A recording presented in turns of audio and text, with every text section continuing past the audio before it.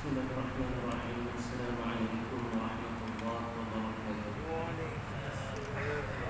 Innal hamdalillah nahmaduhu wa nasta'inuhu wa nastaghfiruhu wa natubu ilayh wa na'udzu billahi min shururi anfusina wa sayyiati a'malina. Man yahdihillahu fala mudilla lahu wa man yudlil fala hadiya lahu. Wa asyhadu an la ilaha illallah wahdahu la syarika lahu. وأشهد أن محمدا عبده ورسوله اللهم صل وسلم وبارك على محمد وعلى آل محمد يا أيها الذين آمنوا اتقوا الله حق تقاته ولا تموتن إلا وأنتم مسلمون يا أيها الناس اتقوا ربكم الذي خلقكم من نفس واحدة وخلق منها زوجها وبث منهما رجالا كثيرا ونساء واتقوا الله الذي تساءلون به والأرحام إن الله كان عليكم رقيبا يا أيها الذين آمنوا اتقوا الله وقولوا قولا سديدا يصلح لكم أعمالكم ويغفر لكم ذنوبكم ومن يطع الله ورسوله فقد فاز فوزا عظيما أما بعد Alhamdulillah tuan-tuan muslimin muslimat yang dirahmati Allah. Sama-sama kita bersyukur kepada Allah Subhanahu wa taala sekali lagi merezekikan kita untuk hadir di masjid kita yang mulia. Sama-sama direzekikan kita salat subuh berjemaah selesai, sama-sama direzekikan kita berada dalam majlis ilmu. Direzekikan juga kita untuk sama lagi mengajar kita kuliah kita iaitu bacaan hadis daripada kitab Riyadhus Shalihin Imam Nawawi rahimahullah taala. Jadi tuan-tuan yang dirahmati Allah, hari ini insya-Allah kita berada di hujung bab al-muhafazatu 'ala al-a'mal, bab memelihara amal salih ataupun amal kebaikan. Ada lagi dua hadis tuan-tuan. Jadi hadis yang seterusnya daripada bab ini kata Imam Nawawi rahimahullah taala,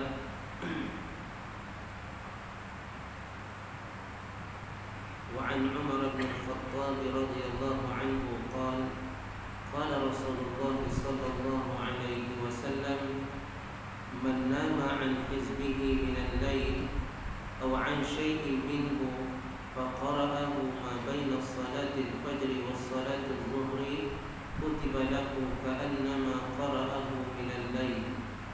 Daripada Umar bin Al-Khattab radhiyallahu anhu katanya, Rasulullah sallallahu alaihi wasallam bersabda, siapa yang tertidur serta luput beramal di waktu malam ataupun sesuatu daripadanya, maka dibacanya, yakni dikerjakan di antara sembahyang subuh dan sembahyang zuhur, maka dituliskan baginya pahala sebagaimana dia membaca di waktu malam. Tuan-tuan dan dirahmati Allah, hadis ini riwayat Imam Muslim rahimahullah taala. Hadis ini sambungan daripada yang kita cerita tentang kuliah yang lepas, iaitu saranan untuk kita menjaga ataupun kita konsisten dalam amal soleh yang dah kita mulai. Hadis ini kata Nabi sallallahu alaihi wasallam, man nama an hizbihi minal lail, siapa yang tertidur daripada dia membaca hizibnya pada waktu malam, ataupun siapa yang tertidur hingga menyebabkan dia terlepas hizibnya pada waktu malam. Kalau kita tengok di terjemahan tadi, dia kata amalan di waktu malam. Betul nak amalan di waktu malam, tapi dia ambil perkataan yang berkaitan hizib. Betul, kalau kita baca Quran, dia ada yang kita panggil hizib, hizib Quran. Hizib Quran ni, Quran tu biasa kita baca satu Quran lah, satu mushaf. Mushaf tu dibagi kepada juzuk-juzuk, dia ada 30 juzuk. Satu hizib ni kebanyakan ulama mengatakan, ulama Quran qiraat dia mengatakan satu hizib ni separuh juzuk. Separuh juzuk mana ada 10 muka. Separuh juzuk, satu hizib ada satu juzuk ada 2 hizib. Satu hizib ada 4 makra. Ada 4 makra. Makra tu lebih kurang 2,5 muka surat lah, lebih kurang, dia tak tentu juga. Orang kita panggil ain, kalau tak silap satu ain, baca satu ain. Kalau tak silap, tapi saya tak pakai istilah ain tu. Kita baca guna istilah makra. Dia ada tanda ain tu. Ain tu menunjukkan rubu', kata saya suku. Suku daripada satu hizib, iaitu satu makra. Orang apa? Orang kita kata dah baca satu ain hari ni. Pernah dengar kan?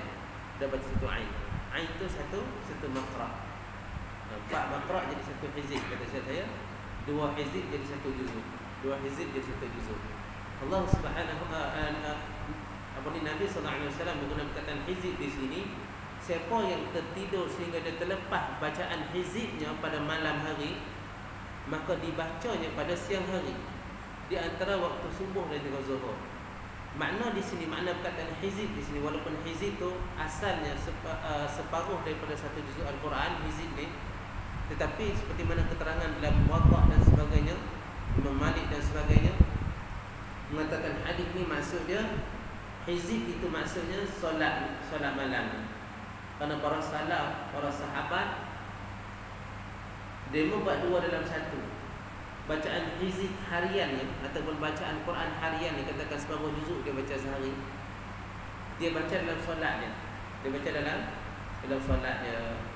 Dan budaya orang mengulang Quran, tuan-tuan, yang paling senang ialah dia baca dalam solat.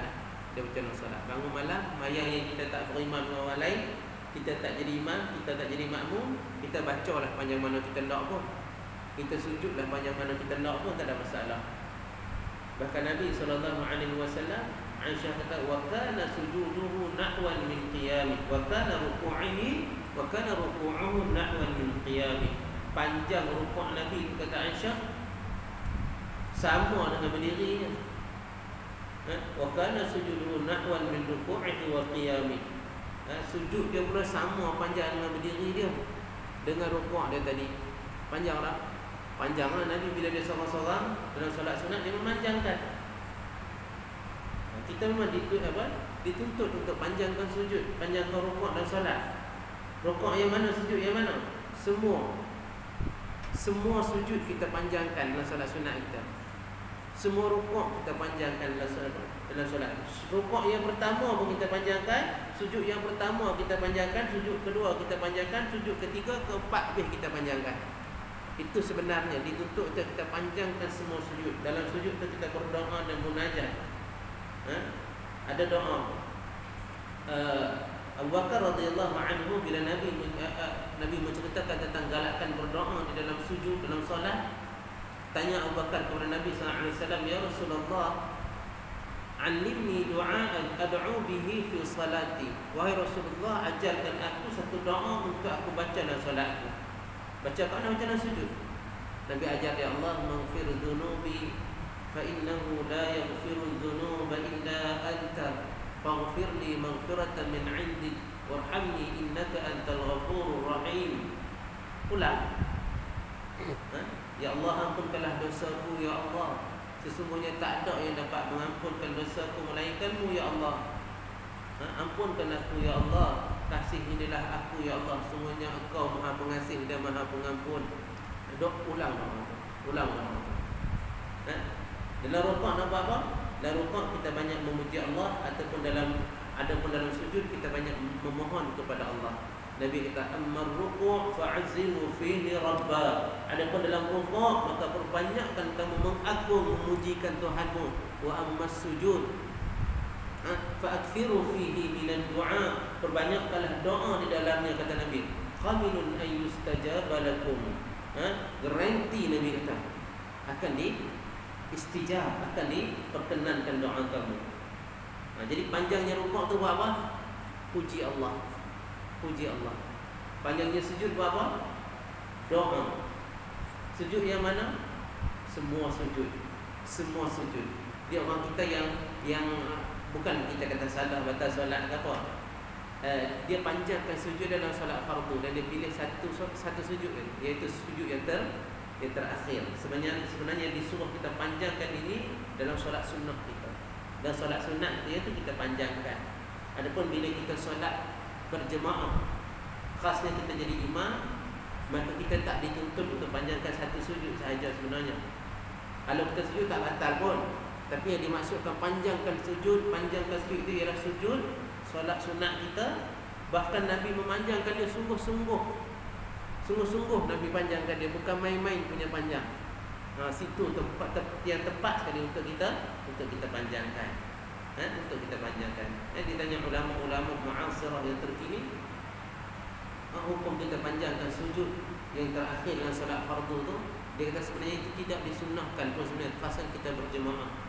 Tapi tidaklah kalau kita buat tu batal solat kita.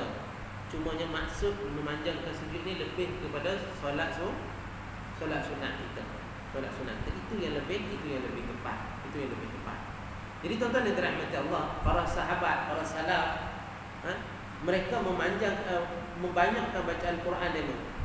Dan cara nak bagi cover luas sekali bacaan Quran dan solat, dia baca dalam solat. Lepas tu Nabi menggunakan siapa yang tertidur sampai dia lupa, sampai luput bacaan hizibnya, iaitu siapa yang tertidur menyebabkan dia tak bangun dan dia lupa untuk dia terlepas untuk semayang. Dalam semayang tu dia baca hizibnya, dia baca Al-Quran tadi, baca Al-Quran dalam solat tadi. Jadi antara bukti lain yang menunjukkan bahawa hizib di sini ialah ibadah malam ataupun solat malam. Ada dinukilkan daripada Qadhi Iyad. Qadhi Iyad dia kata apa? Yashmilu as-salat wa qira'atul Quran. Hizib bila masukkan ni termasuklah solat, termasuklah bacaan Quran dia tengah malam. Mana dia luput kedua-dua qiyamul lail dia. Bangun malam, solat malam pun dia boleh terlepas. Bacaan Quran dalam bangun malam dia tu terlepas. Jadi tuan-tuan yang dirahmati Allah, yang tepatnya ialah hizib di sini merupakan solat malam itu sendiri. Allah Subhanahu wa taala sebut dalam surah Muzammil, faqra'u ma tayassara min, maka bacalah sebahagian daripada apa yang ada dalam Al-Quran tersebut. Apa kata Nabi? Cerita kita ni, Nabi kata siapa terlepas baca hizibnya atau bangun malam solat pada satu malam, hendaklah dia membacanya semula ataupun mengqadanya semula ma baina salatil fajri was salatil zuhri. Hendaklah dia mengulang semula perbuatan tersebut antara salat subuh dan salat zuhur. Antara salat subuh dan salat zuhur. Makna kalau kita lupa ataupun kalau kita terlepas, bukan lupa ni, kalau kita memang nak bangun solat malam, confirm niat tu dah ada nak bangun, maka terlepas, penat sangat tertidur tak bangun, disyariatkan untuk kita ganti balik dia bila antara solat subuh dan solat zuhur. Mana dia dalil dia, bukti dia, ni dia hadis ni lah Nabi kata. Jadi hadis ni juga membicarakan tentang qada, pensyariatan kita qada kita punya solat malam. Jadi bila kita cerita tentang qada solat malam ni, ulama ada apa? Ada dua kumpulan dalam bab kita qada an-nawafil. Kita qada solat nawafil, solat sunat kita. Dan satu kumpulan ulama mengatakan hukum qada solat sunat ni jawaz mutlaqan. Boleh, secara mutlak boleh. Terlepas je solat sunat boleh qada balik. Terlepas je sunat dia kata boleh qada balik. Ada satu golongan ulama lagi dia katakan kita tak qada secara mutlak, tapi kita hanya qada yang mana Nabi qada sahaja. Yang mana yang mana apa? Yang disyariatkan ataupun yang ma warada fi sunnati an qada'ihi annahu sallallahu alaihi wasallam kana yaqdiha. Kata sini, kita hanya qada yang mana ada riwayat yang Nabi qada dia, ataupun kita qada yang memang disyariatkan untuk kita qada. Antaranya solat malam ni, kalau kita terlepas, kita qada balik di pagi hari. Qada balik di pagi hari. Antaranya solat sunat subuh, Nabi pernah qada solat sunat subuh, ada hadis-hadis. Nabi pernah qada selepas subuh tu pun. Nabi pernah qada lepas zuhur, Nabi pernah qada lepas asar, Nabi pernah qada. Maka menunjukkan pensyariatan kita ganti balik, qada balik solat sunat yang kita tinggalkan. Jadi pandangan pertama mengatakan qada solat sunat ni kalau terlepas boleh qada secara mutlak. Solat apa pun tak apa. Yang kedua, pandangan kedua dia katakan yang hanya disunahkan untuk kita qada sahaja. Jadi ulama mengatakan antara dua pandangan ni yang paling jelas, dia kata kita hanya qada solat yang memang Nabi tekan sangat-sangat. Contohnya witir yang Nabi tak boleh tinggal hari-hari, Qiyamul Lail yang Nabi tak boleh tinggal, dan yang Nabi dah tunjuk dah yang ini lebih kuat kata ulama. Adapun solat seperti solat yang contoh solat sunat wudu, kita terlepas, lepas kita berwudu kita tak solat 2 rakaat. Lepas tu lepas makan nasi, lepas minum pun kita kata tadi tak solat sunat wudu tadi, nak solat balik. Kan? Nak solat balik dengan qada dah. Yang ni kata ulama, yang ni tidak dituntut. Kerana yang dituntut ialah yang Nabi mementingkan dia, yang Nabi melazimkan dia, dan Nabi sendiri tunjuk contoh bila mana dia terlepas maka dia ganti balik. Hadis lepas ni akan menceritakan macam mana kita nak qada. Hadis selepas ni. Jadi tuan-tuan yang dirahmati Allah, dalam hadis ni Nabi kata fal yaqra'uha baina salatil fajri wa salatil zuhri, maka gantikanlah dia pada antara subuh dan juga zuhur. Ini waktu terbaik untuk kita ganti balik solat malam kita yang dah luput. Bila? Antara subuh dengan zuhur. Maknanya waktu duha tu tuan-tuan ambil teruslah. Ambil terus. Ini antara yang terbaik lah.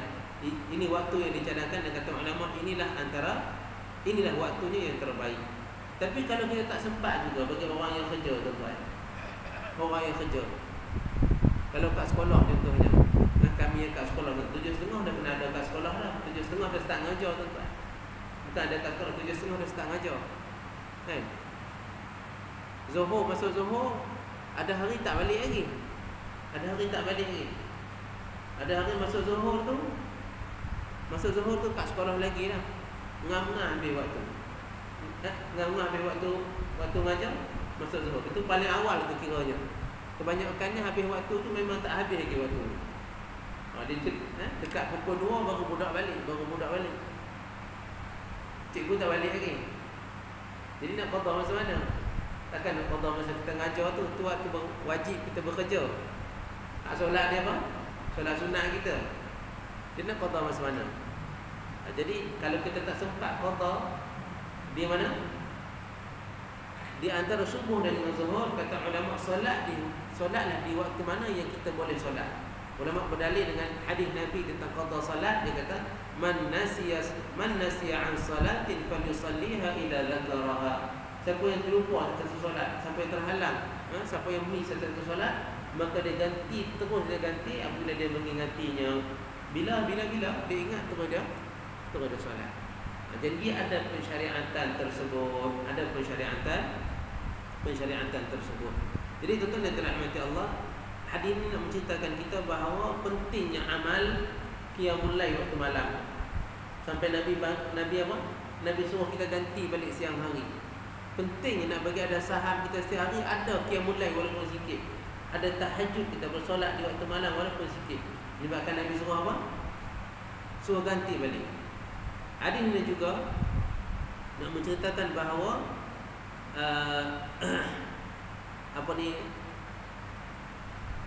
antara solat yang paling penting ialah solat malam. Sampai Nabi pesan suruh ganti juga. Antara lain hadis ini beri makna kepada kita, orang yang biasa dengan solat malam, kalau dia miss, maka disyariatkan baginya untuk qada. Orang yang biasa. Sebab ada yang kata man nasiya an hizbi, siapa yang terlupa bacaannya pada waktu malam. Adapun orang yang bukan kebiasaannya, dia tak berniat pun nak bangun malam, dan dia tak penuh bangun malam, kadang-kadang sangat bangun malam, disyariatkan dah untuk qada di siang hari?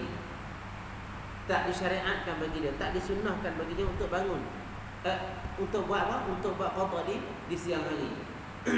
Contoh tuan-tuan, kalau kita terlepas zuhur tu memang kita nak semayang, betul tak? Tapi kita terlepas, maka kita kena qada. Kalau orang yang memang dia tak semayang tu kan, dia kakak dia qada zuhur tu, masih dia ingat dia tak qada pun. Allah dah masuk asar. Asar pun tak semayang, kan dia nak qada zuhur.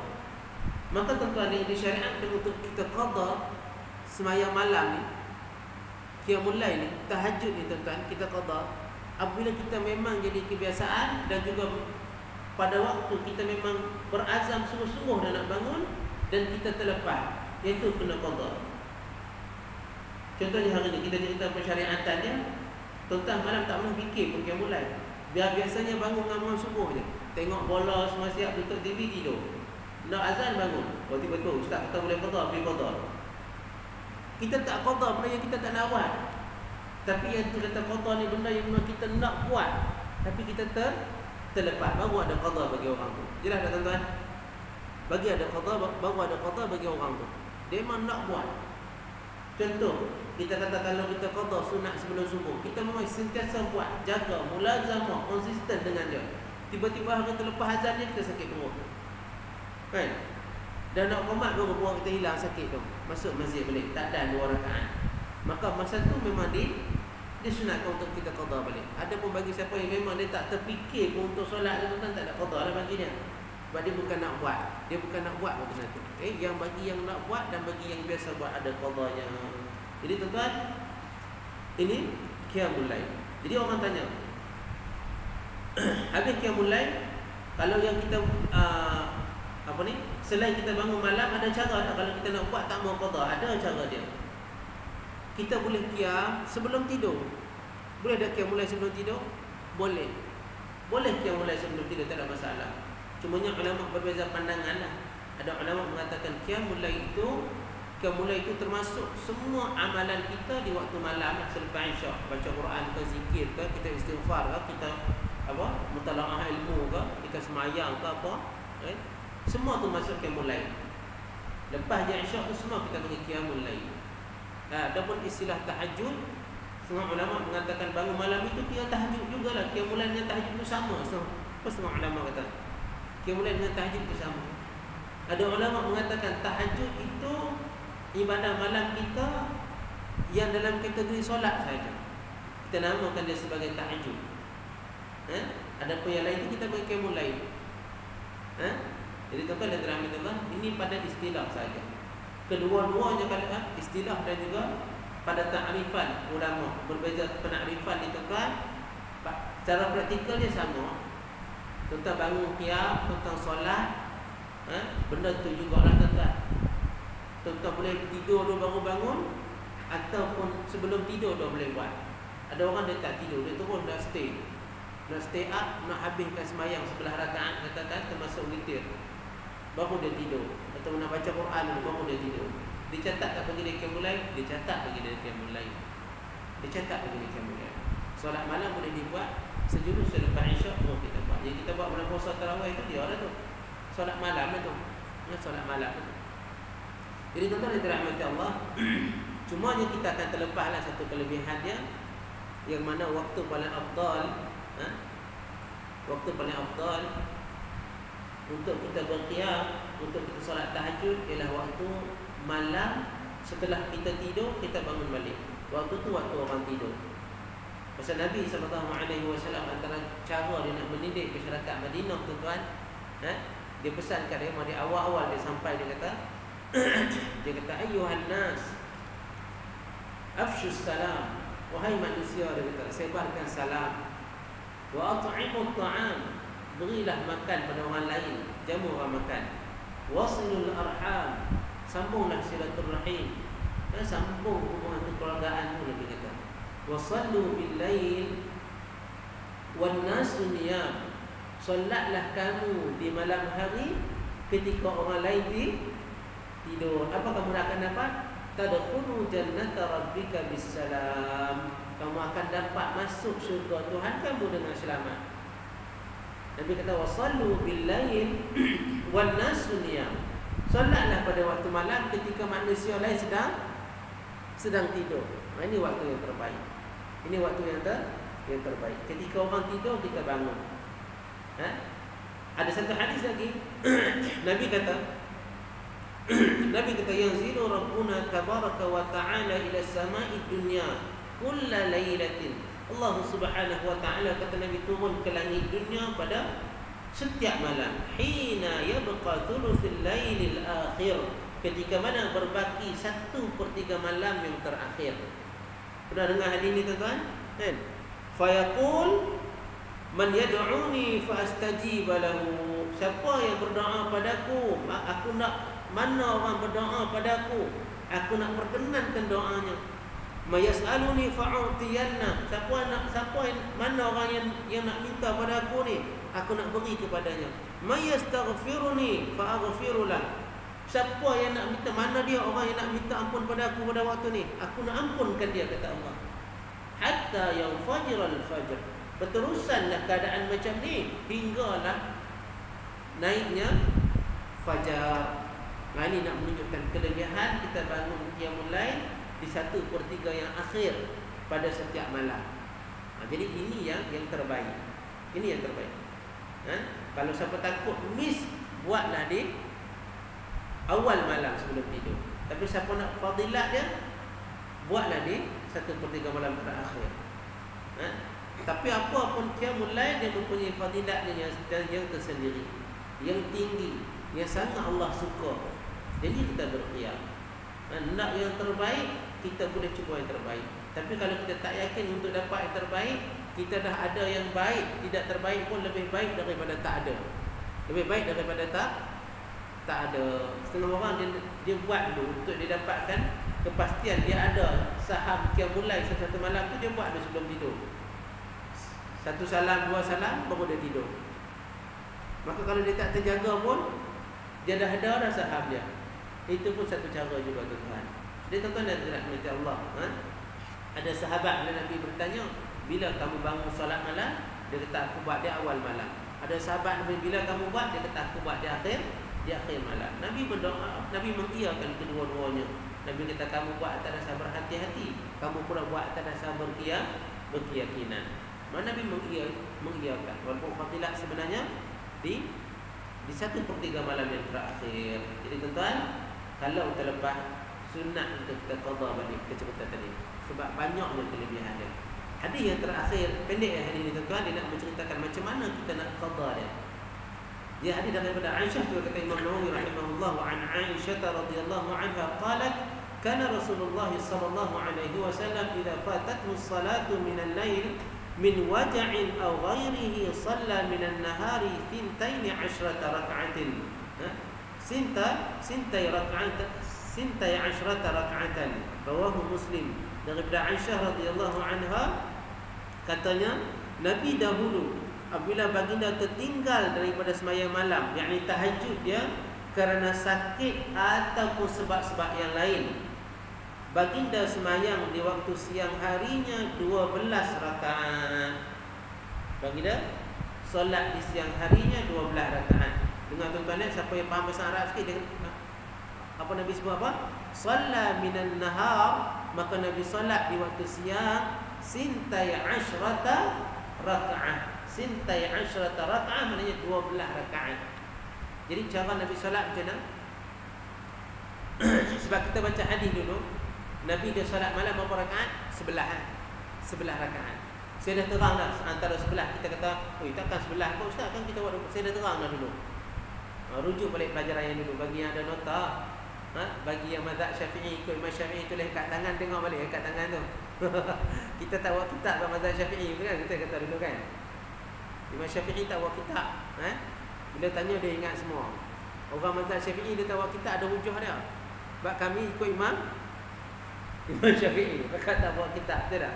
Jadi tuan-tuan, rujuk balik. Jadi kita kata dulu, bukan sebelah tu had dia, tapi Nabi sentiasa melazimi sebelah. Saya kata dulu, antara sebelah ke, 20 ke, 40 ke, 36 ke, pilih antara dua. Siapa nak memanjangkan bacaan dia, maka dia pilih rakaat yang kurang.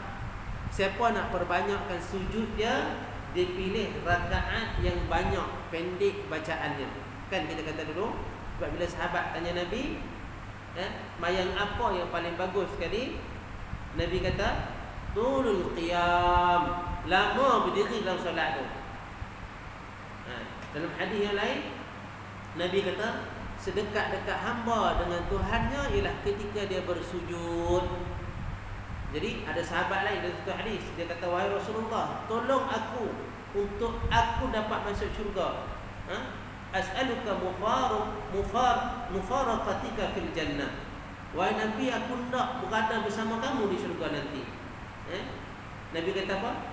A'inni ala dhalika bi kathrati sujud. Kamu bantu aku untuk tolong kamu balik. Dengan apa Nabi kata? Dengan banyakkan sujud. Banyakkan sujud di sini maksudnya banyakkan solat lah. Saya dah terang orang itu, sujud tak boleh sujud dengan sendiri. Duduk saja nak sujud lah, sujud sunat. Tak ada. Sujud dia terkait dengan ibadah lain. Dia hanya dibuat dalam solat, melainkan dua keadaan saja, iaitu sujud syukur dan sujud tilawah. Bila kita baca Quran, jumpa tempat sujud, kita sujud. Lain tak ada sujud. Nak sujud sunat tak ada. Dia mesti ada dibuat dalam solat. Mesti ada kaitan dengan solat, sujud. Jadi Nabi kita berikan surat sujud, maknanya perbanyakkan solat. Bantu aku, kamu nak masuk syurga dengan aku kan? Nabi kata, okey, tolong aku lah. Tolong aku, macam mana tolong? Kamu tolong aku untuk tolong kamu dengan cara banyakkan sujud, maknanya banyakkan solat. Nampak ada dua?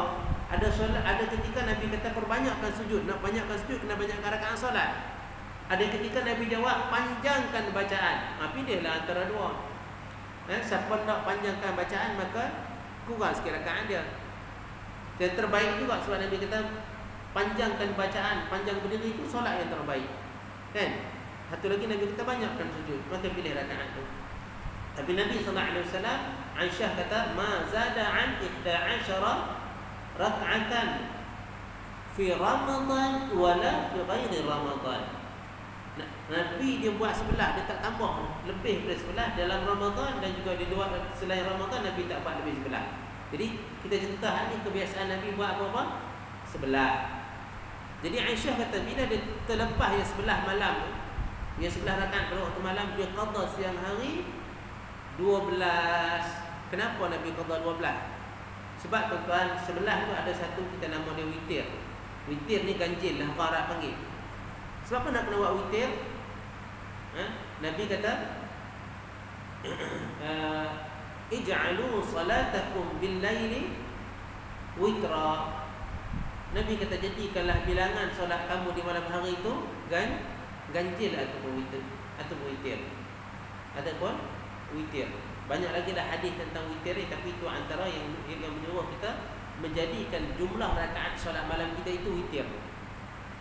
Jadi Nabi solat 11 witir lah ganjil. 12 tu genap. Bila Nabi qada di siang hari, kenapa Nabi buat 12? Kerana kita tak berhajat dah kepada witir tadi. Kita genapkan dia. Sebab apa? Bila kita solat di waktu siang hari, dia dah ada witir dia dah. Solat witir menutup ibadah kita di waktu malam, mengganjilkan jumlah rakaat solat kita di waktu malam. Solat siang kita witir dah. Solat siang kita pun witir juga. Yang mana mewitirkannya? Solat fardu maghrib. Dia 3 rakaat. Jadi jumlah solat siang kita, tuan-tuan buatlah duha berapa rakaat pun, buatlah mutlak berapa rakaat pun, kita akan sembahyang 2, betul tak? Last kali dia akan jadi jumlah dia genap juga. Dia jadi 30, 32, 34, 36. Nak jadi witir tu macam mana? Satu rakaat tu nak ambil macam mana? Tak payah dah siang hari. Sebab kita tutup solat siang dengan maghrib. Dengan apa? Dengan maghrib. Maka jadilah jumlah dia berapa pun tuan-tuan buat, dia akan jadi balik ganjil jumlahnya. Sebab tambah apa? Tambah 3. Tambah 3 jadi ganjil lah bilangan dia.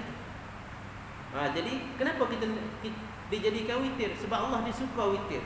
Ibadah kepada dia pun dia suka dalam bilangan witir. Innallaha witrun yuhibbu witra, kata Nabi. Allah itu witir, dia menyukai yang witir ini.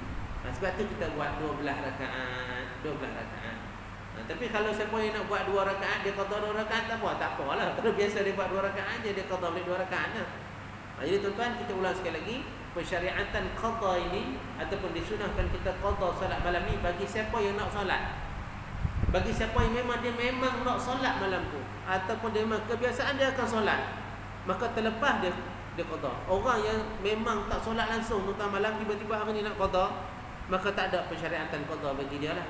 Itu pandangan ulama tentang qada solat sunat ataupun solat malam ni. Jadi tuan-tuan dan dirahmati Allah, 2 hadis yang kita baca pagi ni nak cerita kepada kita apa? Supaya kita konsisten buat amal. Kita kata pada kuliah yang lepas kemarin, kita kata bahawa Islam ni, Nabi sendiri sarankan bahawa bila kita ada amalan tu, biar dia berterusan, ganjaran pahala dia tu berterusan. Kalau dia tak mau berhenti, tak mau berhenti. Sebab tu Nabi kata wa in qalla, Ahabbul a'malu ila Allah adwamuha wa in qalla. Amalan yang paling dicintai Allah ialah yang berterusan walaupun sedikit. Sebab apa dia tak mau bagi berhenti? Bila kita dah ada konsisten kan dia. Sebab tu dah sampai di syariatkan kita qada supaya saham kita itu konsisten ada. Konsisten. Inilah penutup bagi kita punya bab yang kita baca sekarang ni, yang dinamakan oleh Imam Nawawi rahimahullah sebagai babul muhafazati 'alal a'mal, bab menjaga konsistensi. Kita sebut berterusan dan kekalkan bagi dia berterusan konsisten amal kita tu. Jadi inilah antara hadis-hadis yang menggalakkan ataupun yang disarankan oleh agama kita untuk kita jaga dia biar dia tidak putus. Jadi wallahu taala alam, kita berhenti di sini tuan-tuan. InsyaAllah kuliah akan datang kita sambung pula bab yang baru, iaitu babun fil amri bil muhafazati ala sunnati wa adabuha. Bab yang menyatakan perintah memelihara sunnah Rasulullah dan memelihara adab-adabnya. Kita akan sambung pada kuliah kita yang akan datang insyaAllah. Jadi untuk hari ini kita berhenti di sini. Moga kita dapat fahaman, dapat mengenai ilmu dan juga pengetahuan, dan moga-moga Allah kurniakan pahala yang berat dan mizan kebaikan kita di akhirat nanti. Tuan-tuan dan puan yang dirahmati Allah, sekadar itu dulu mohon ampun, mohon maaf kalau kekurangan, kalau ada kesilapan, yang baik dari Allah, yang lemah daripada kelemahan diri saya sendiri. Sekian aku qauli hadza wa astaghfirullahal azim li wa lakum. Wassalamualaikum warahmatullahi wabarakatuh.